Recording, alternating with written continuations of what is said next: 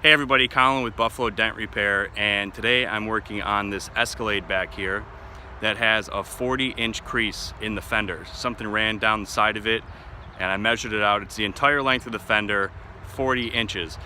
But we're going to be able to fix it with Paintless Dent Repair, save him from having to repaint his fender and blending into his hood and his door and a whole mess of repainting the whole half of this nice new Escalade. So I'll take you along and we're going to fix it right.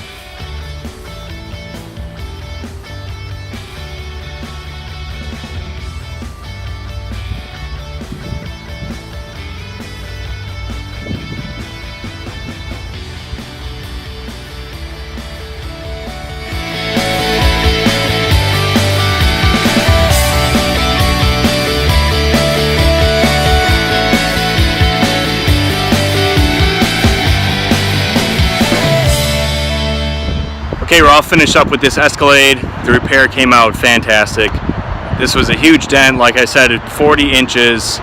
Literally the entire fender had one gigantic crease along it, but we were able to get in there, fix it, so now it looks like it never even happened, and this customer is going to be super happy to save themselves from having to go to the body shop.